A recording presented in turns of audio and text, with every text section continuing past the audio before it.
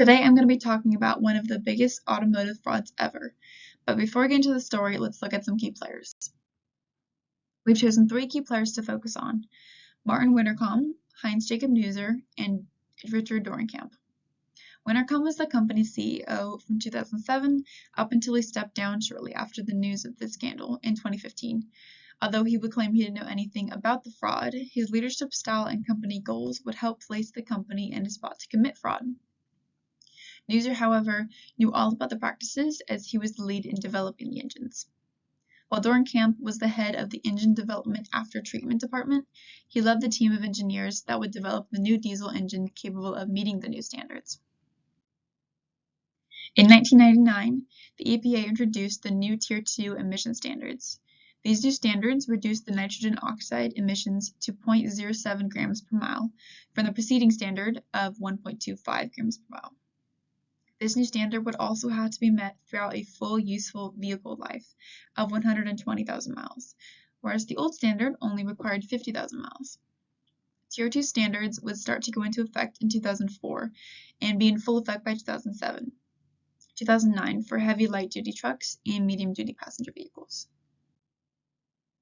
The problem would arise when Volkswagen tried to create the ideal diesel engine and realized they couldn't.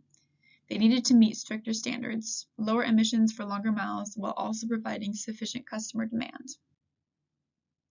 The solution to the problem would be a shortcut. Instead of having the vehicle up to the new standards all the time, they would create software that could specifically detect when it was being tested. When it detected that it was being tested, it would run in a different mode, a mode that would pass the emissions test. When it wasn't being tested, however, it would be in the regular mode, the mode it would stay in when being driven daily. Running normally, it would emit 40 times more nitrogen oxide than the US standard. In 2009, Volkswagen started selling these new TDI vehicles. These engines were advertised as the new diesel engines that conform to the new EPA standards.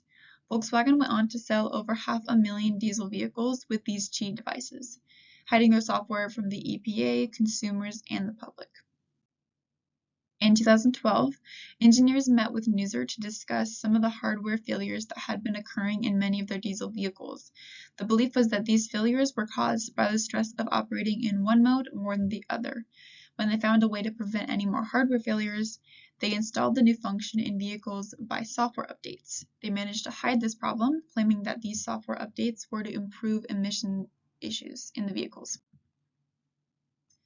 Then, in 2013, the International Council on Clean Transportation allowed for the scientists at the Center for Alternative Fuels, Engines, and Emissions at West Virginia University to complete an emissions test on diesel vehicles in the United States. This study included a portable emissions measurement system to gather data while driving 3 different diesel vehicles around the US. 2 of those vehicles were Volkswagen and the other one was a BMW. They found that the amount of nitrogen oxide emitted by both the Volkswagen Jetta and the Passat were between 5 and 35 times greater than the US standard. The BMW, however, stayed steadily underneath the standards. The findings of the study caught the eye of the EPA, and they launched an investigation into Volkswagen's vehicle tests. The Volkswagen attempted to disclose as little information as possible and continued to deny that anything was wrong. This questioning and avoiding went back and forth for the next 18 months or so. Then, finally, when the EPA threatened to remove its approval for all their diesel vehicles, Volkswagen admitted to cheating their emission tests by using the software they created. Well, what led to this?